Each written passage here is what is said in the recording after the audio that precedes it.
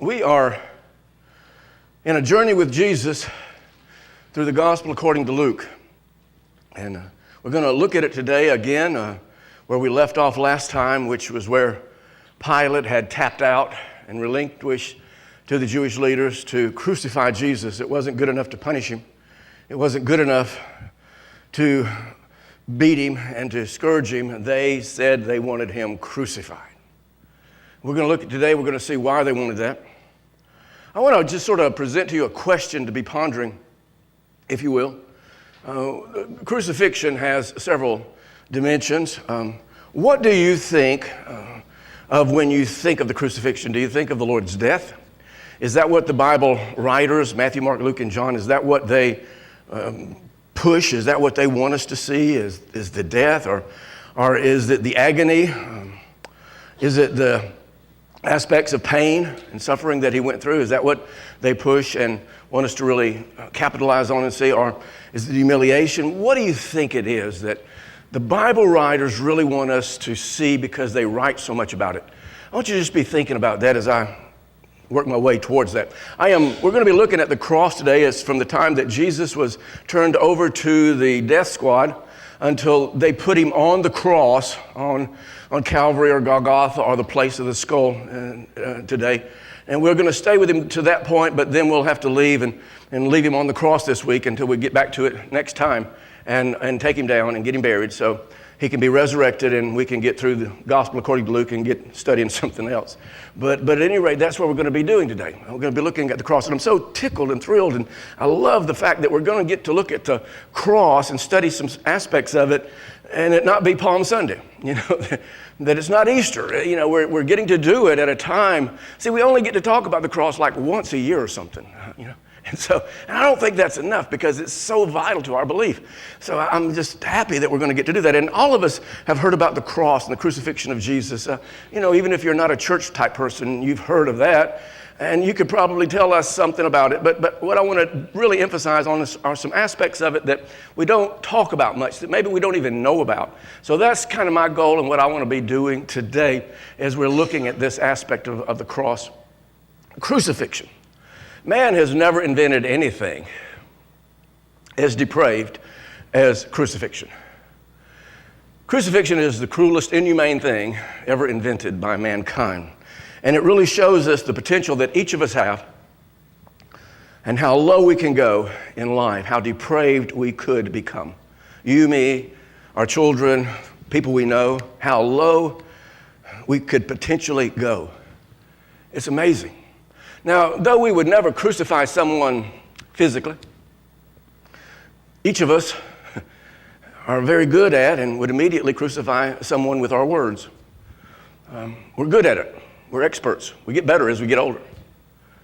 We'll nail them immediately with our words. And we're experts, and we've become good at that. So I want us to keep that in the background of our thoughts today, of what we're talking about and what we're doing. As I've told you in the past, crucifixion has basically three aspects or three elements to it. And the first element is humiliation.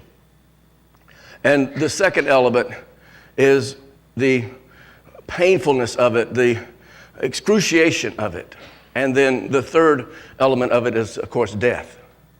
And I asked you earlier, which do you think the writers really amplified in those three dimensions? Anybody want to shout out what you think? Is it death, or is it the excruciation, or is it the humiliation of it? I want you to see today that we probably think of the death, but there's only like one verse given to the death. And he said, "It is finished," and he gave up the ghost. There's only 4 words that are really given to the actual excruciation of it in the crucifixion. There they buried him. 4 words. Everything else is built around and built upon the theme of the humiliation. And so what I want us to do today is sort of look at it from this way, because you see, a good, successful crucifixion was when the victim was mocked to the max. When the victim actually became a laughingstock. That made a good crucifixion. When the people observing it, were drawn into it and laughed at this hideous execution. And that's foreign for us. In our minds, we can hardly imagine watching and laughing at an execution like that, a crucifixion. But that's what made a good one. And these Roman soldiers, this death squad, were experts, trained to humiliate. They did to everybody. But the way they staged the crucifixion of Jesus and the way they leveraged the laughter with Jesus, it was by using the theme that actually came from Pilate on a written notice that he had to be nailed over the head of Jesus. And it said, "This is the King of the Jews." And everything else about the crucifixion is staged around that theme and that thought. I mean, think about it just a second. The soldiers mocked and laughed at him. Of course, the Jewish leaders mocked and laughed at him.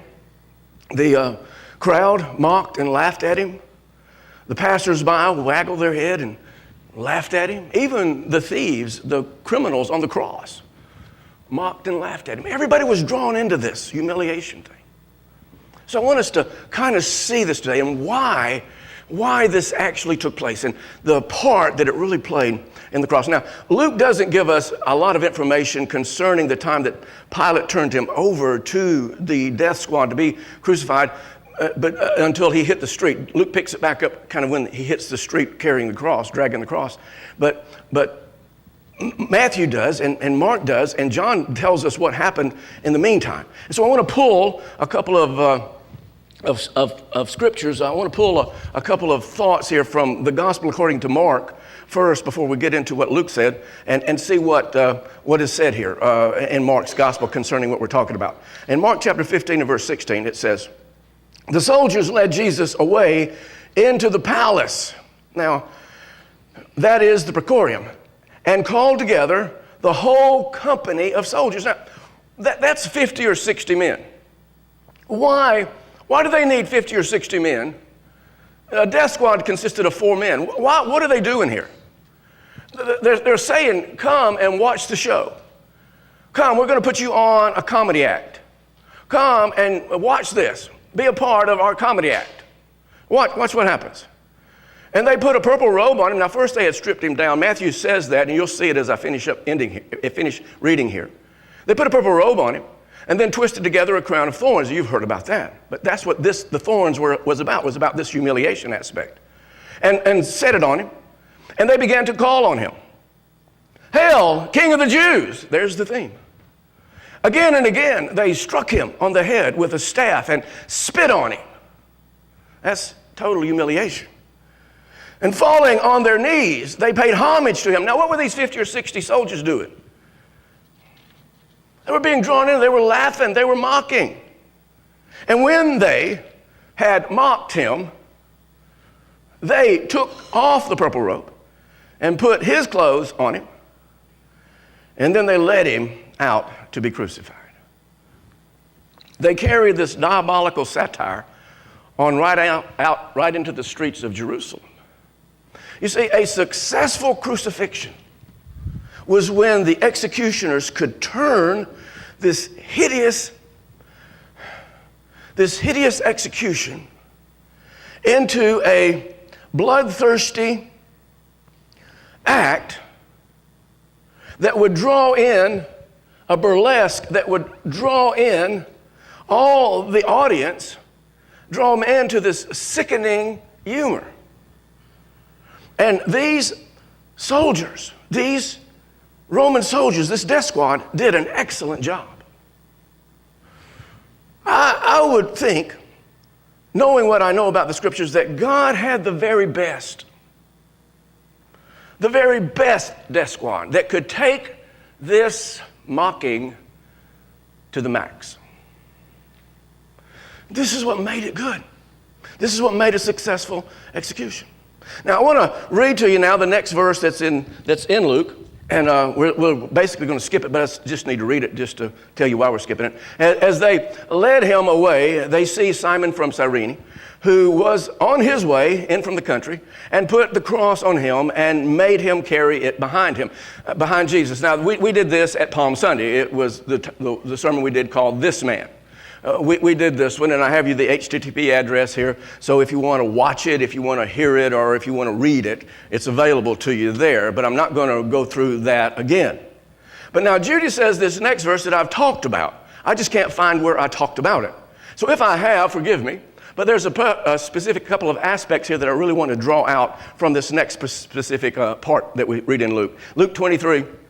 Verse 27 says this, a large number of people followed him, including, so this is an inclusion to the other people that are there. These people are doing something different from the crowd, the other crowd that's there that's following him, including women who mourned and wailed for him. Now, everybody wasn't mourning and wailing. Everybody else was in this laughter mockery thing. But these women were mourning and wailing for him.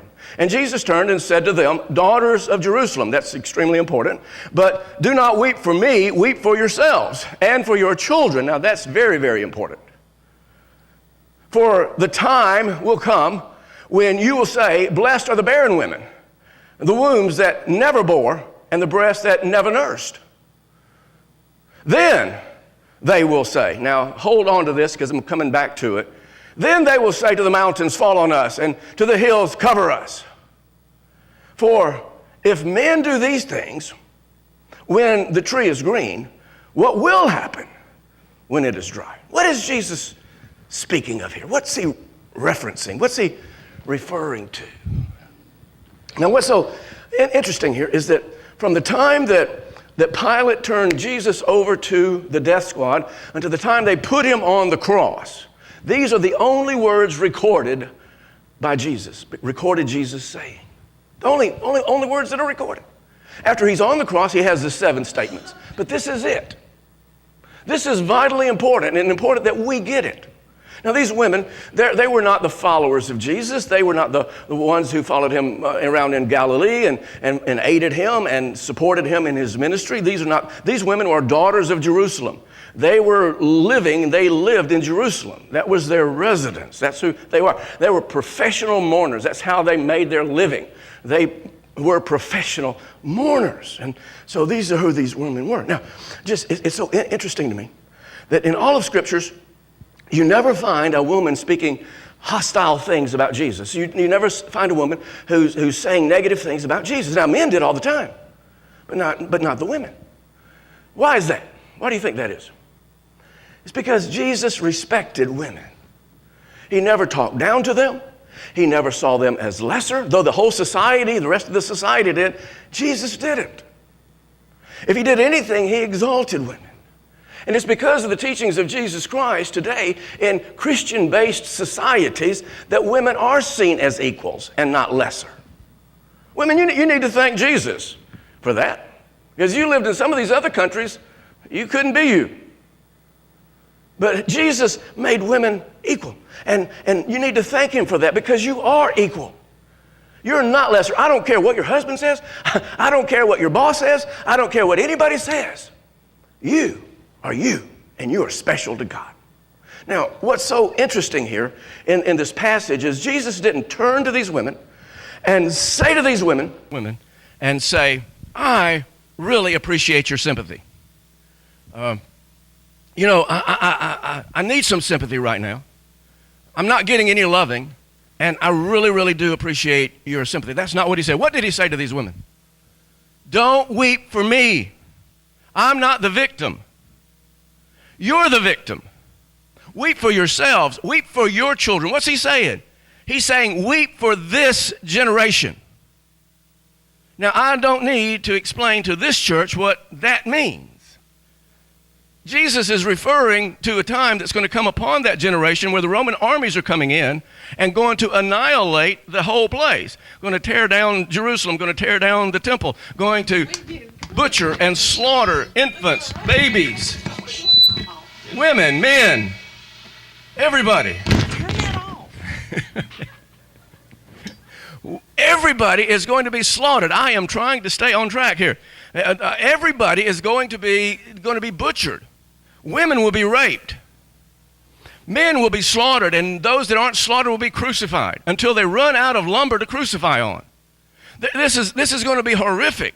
And these women and their children were going to experience that. Jesus says, don't weep for me. I'm not the victim. You're the victim. And this actually happened to them. And these women actually experienced what Jesus said they would experience. Now, I'm not going to go into all of that. That's not my point here. Here's something I really want to do, though, for you, is I want to help you link up the scriptures here so that those of you who have a quest for truth and want the Bible to make sense to you, I want to hook this up. Because in verse 30, he says there, then they will say to the mountains, fall on us, and to the hills, cover us. Now, where else is that said? What? Matthew, where else? Book of Revelation. All right, let me read it to you from the book of Revelation, what it says there. Revelation 6:16 says this, they called to the mountains and to the rocks, fall on us and hide us from the face of him who sits on the throne. Now, who would that be? That's Father God. And from the wrath of the Lamb, who would that be? Jesus, or the Son of Man. Am I right? For the great day of their wrath, or the great tribulation, has come.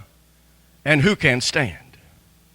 Now, what Jesus did is he's talking about these mountains here. He's talking about the mountains in Revelation. He's connecting those two books. Delbert, are you talking about the book of Revelation, really talking about the coming of the Roman armies on Jerusalem in AD 70? Well, I'm not talking about it today because I don't have time. But you do need to know that when Jesus talks about the Great Tribulation and he sandwiches it between it coming upon that generation before he says it and after he says it, and when you think about that and he's connecting those two thoughts right here, you need to understand that the book of Revelation, at least in part, is concerned with what's going to happen to that generation and not what's going to happen and what you hear is going to happen to us 2,000, 3,000, 4,000 years later. You need to understand to have this correct biblical interpretation. You need to have this. You need to get it. Now, Jesus says, I'm not the victim. You're the victim. You're the victim. Your children are the victim. Your generation is the victim here. I'm not the victim. But what I really want you to primarily see here is that this is so important to him. He is on the way to being crucified. These are the only words recorded Jesus said from the time Pilate turned him over to be executed until he got to the cross. These are the only recorded words. This was so important to him that he stopped everything and warned these people one more time. It was so on his mind, he would not let them by without one more warning. That's just fascinating to me. And so I want to not let you by without warning you and let you know, listen, there's teaching that you just don't need to go with. And when I talk about this stuff, people get mad at me. They think I'm taking their tribulation away. I'm taking their rapture away. No, I'm just trying to show you what the scriptures really say. Now, that's what I want you to see here. Now, he talked about this tree thing, this green tree thing. Let me read it to you. He said, for if men do these things when the tree is green, what will happen when the tree is dry? What does that mean? If men are this depraved, if men are this vile, if men are this cruel to do this kind of thing now, this crucifixion thing now, when it's a time of peace, when things are supposed to be good, what will they do when they come to kill? What will they do to you? What will they do to your children when things are bad? That's what he's talking about. Next verse. Now they're on their way to the place of the skull, Golgotha, Calvary. They're on their way there, and they get there, and let's pick it up there. The next verse says in Luke 23:32, 2 other men, both criminals, were also led out with him to be executed. And when they came to the place called the skull, there they crucified him. 4 English words, and that's it. We're not told anything about spiking him to the cross, or even if there was a cross. We're not told how they positioned him. how they lifted the cross, we're not told anything. We're not told anything about the pain or the execution or the suffering or any of the aspects of crucifixion. We're not told anything about the excruciation. There, they crucified him. That's it. Along with the criminals. And one on his right and the other on his left. Now, the emphasis here is really the continuation of the comic play, of the burlesque. The right-hand man and the left-hand man. They put Jesus in the middle on purpose. That wasn't an accident. Here's his right-hand man. He's the king. Here's his left-hand man. He's the king. See, Jesus as a king was laughable. He had no domain. He had no army. He had conquered nothing. Nothing in the natural said he was a king. His followers were at best meager, and only one was there, and that was John. His mama was there, and women stood off at the distance, but his disciples weren't even there. He was laughable as a king. And the Jewish leaders knew it. They knew that Rome, when they crucified somebody, they humiliated them. They mocked them to the mat. They made them a laughing stock, and that's why they demanded Pilate to crucify him. That's why it wasn't good enough to punish him. That's why it wasn't good enough to scourge him. They wanted people laughing at Jesus. They wanted no one to take him seriously. And they got it because everybody laughed. It's interesting when you begin to really look at this stuff from this perspective. Right-hand, left-hand man. They came to the place that was called the skull. Now, nobody really knows exactly where this is. We know the traditional locations that they say that it was, but nobody knows for certain. But the only thing that we do know for certain is the restraint that these writers, Matthew, Mark, Luke, and John, gave concerning what actually happened on that cross or at the crucifixion. There are no details. We're not told about the spikes. We're not even told about the construction of the cross. We're not told about the excruciating pain that they went through. We're not told about any of that. Though there were tens of thousands of people executed under the Roman Empire, we have minimal knowledge of what really took place and how this really happened. We only have one archaeological find that tells us something, and I'll talk about that in just a moment. But it's amazing. Josephus, even the historian, he only writes that it was a death most hideous. Nothing is really given to us concerning that. Now, when they got to the place of the skull, when they approached it, when they got there, they offered the victims a drink, and it was gall mingled with wine. Now, gall is a poison, but when you diluted it down and mixed it with wine, then it became a sedative. And so it was offered as a sedative to sedate the person being crucified. I mean, think about it. The knee-jerk reaction would, of course, be to resist, to fight. Am I right? I mean, these guys are about to drive spikes into me. They're going to hang me up here, and I'm going to die here. Anybody would fight and scream and yell. That would just be the reaction. But Matthew tells us that Jesus refused it. You know, I envision him just laying out on the cross, positioning himself, laying down there and laying his hands out there for the spikes to be driven in, and positioning his feet for the spikes to be driven in. He didn't want to be sedated. He wanted to experience this for us. Now, concerning the spikes, we're not told of this. We have there one archaeological find. I'll tell you about it, and I'll give you a reference for it here. But it was a man named Jehohanan. And they found his bone in an ossuary. Ossuary is a big rock box where they put bones in it of the individual. They lay them in the tombs. They would decay. Then they would pick the bones up after the flesh had decayed and put it in this ossuary. Well, in Jehohanan's ossuary, they found a spike. And what's interesting about this is we're basically taught that the spike is driven through, the legs are sort of crossed and the feet kind of cross over, and they drive one spike through both feet. That's how we're told. But in Jehohanan's ossuary, and his heel was this spike, and it was driven in this way. which shows us that in reality, the way the crucifixion actually happened is the main beam going up, one leg would be put on one side and one on the other, and then the spike would be driven in on the side, on each side of the foot. Each foot got a spike in the heel. And then, of course, the arms would be stretched out, and the spike would be driven through the wrist, not the hand, the wrist, because that could hold and support the person.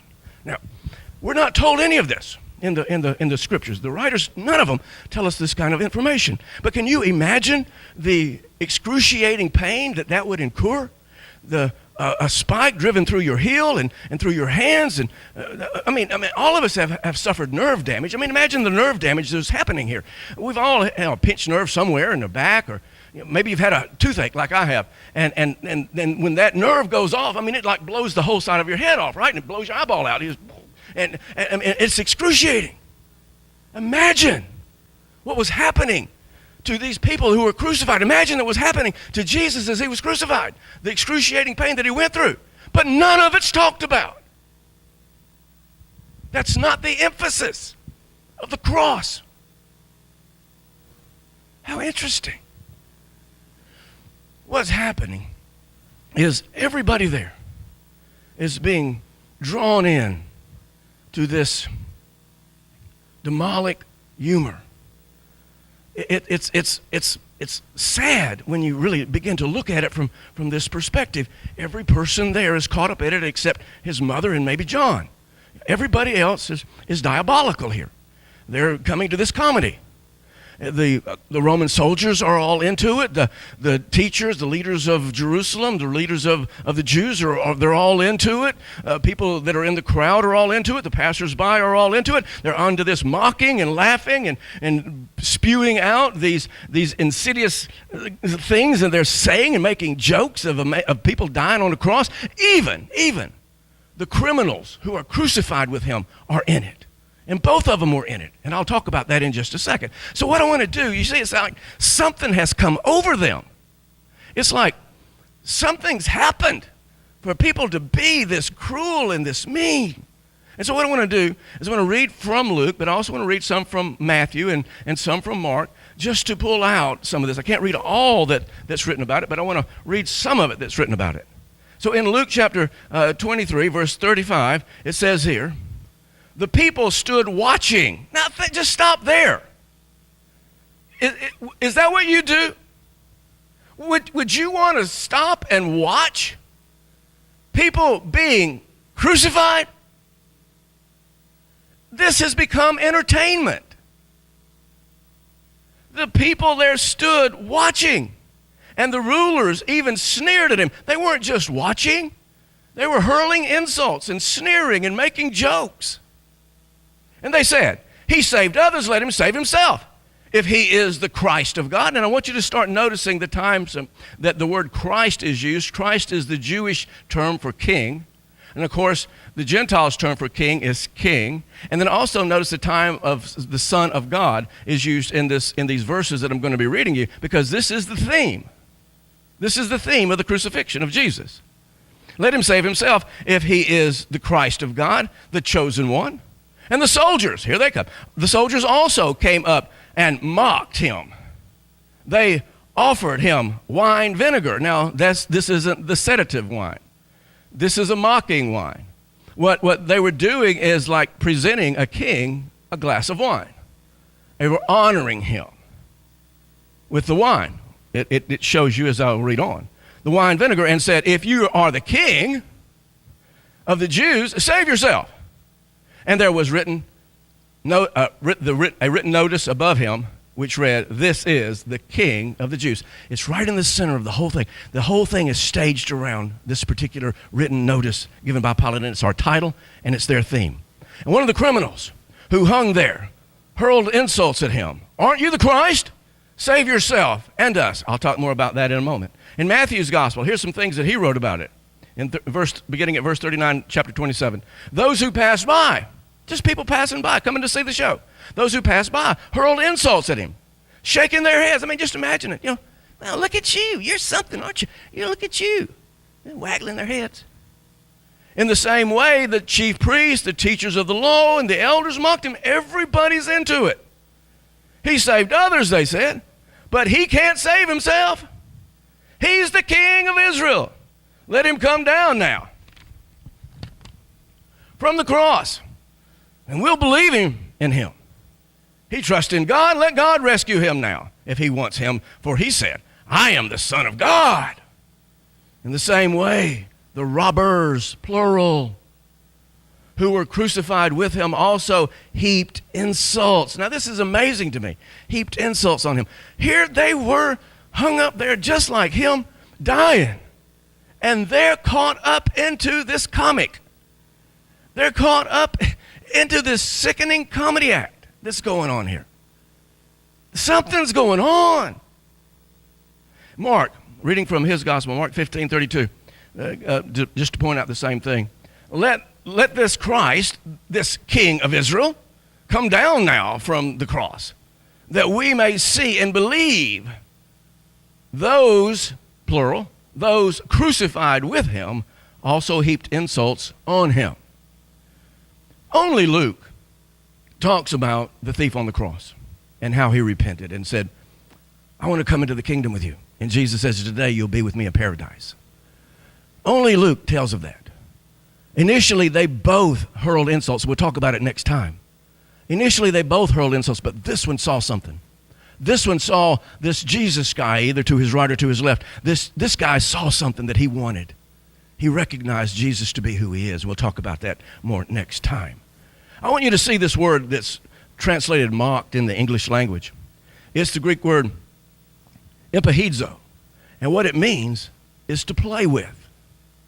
It means to trifle with.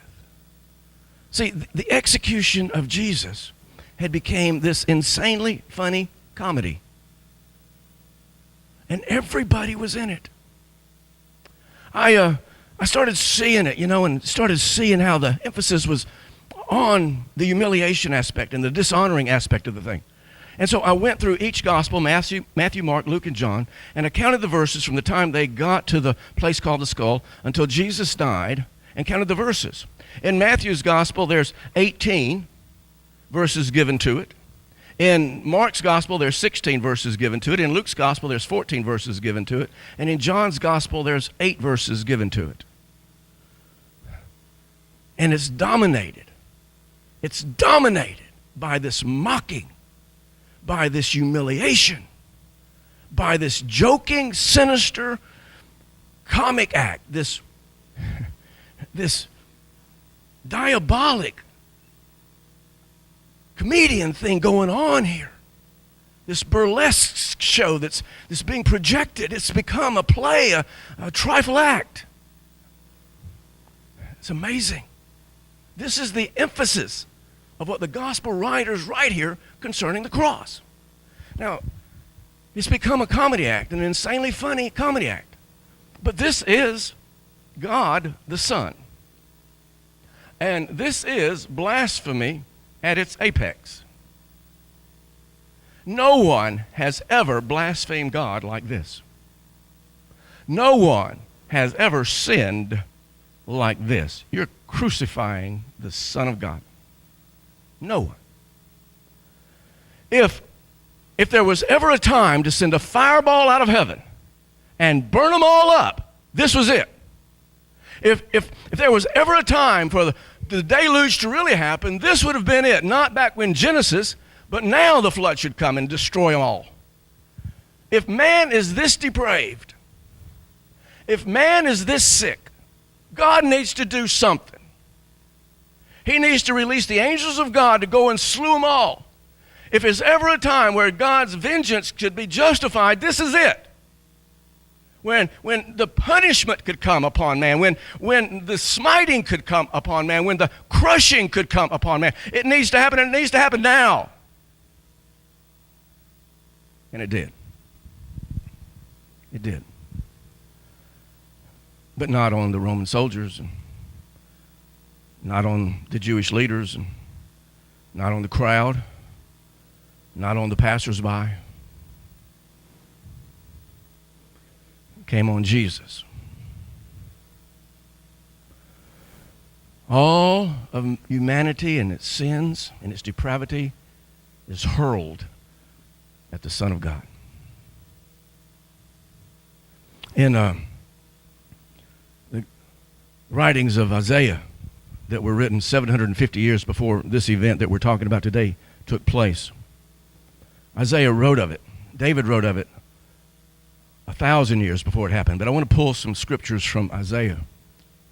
You see, what had come on them was the plan of God. What had come on them was the purposes of God. Let me read it. Isaiah 53, verse 4 says this, "Surely he took up our infirmities and carried our sorrows, our humiliations, our dishonor. Yet we considered him stricken by God, smitten by him, and afflicted. But he was pierced for our transgressions. He was crushed for our iniquities. The punishment that brought us peace was upon him, and by his wounds we're healed." Verse 7 says, "He was oppressed and afflicted, yet he did not open his mouth. He was led like a lamb to the slaughter, as a sheep before her shearers is silent, so he did not open his mouth." And then verse 10, "Yet it was the Lord's will to crush him and cause him to suffer." God crushed Jesus with humiliation. He didn't crush him physically. He crushed him with humiliation, with being dishonored. This was the plan of God from the foundation of the world. Revelation chapter 13, verse 8 says that from the foundation the Lamb was slain. Isaiah wrote about it 750 years before it happened. David wrote about it 1,000 years before it happened. This is the plan of God and the purposes of God, to crush Jesus. When, I'm finishing up right here with this paragraph.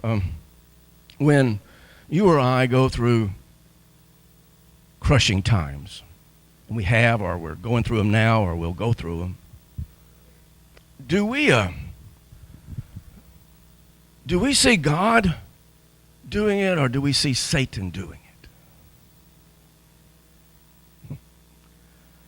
it? When we're going through a crushing time, are we looking for Satan, or are we looking for God? Who's really doing it?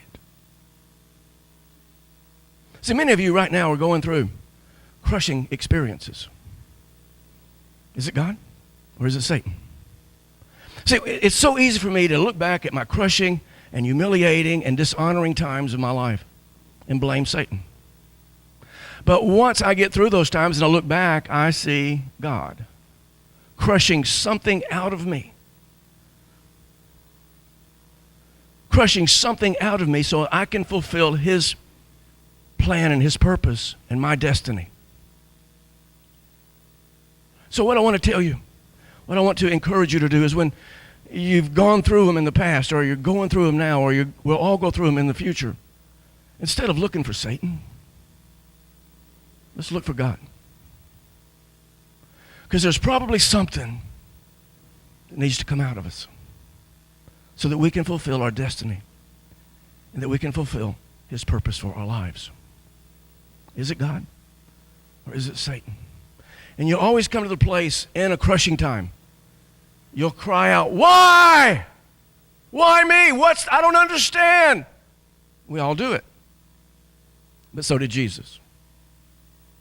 This is his only time he questioned his Father, is in this time of crushing, this time of humiliation. It's okay to ask why. But before you think that it's Satan, let's learn to look for God. Let's pray. Father, thank you. Thank you for your amazing word.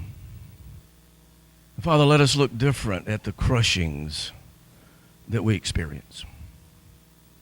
Let us learn that in there somewhere, there's you.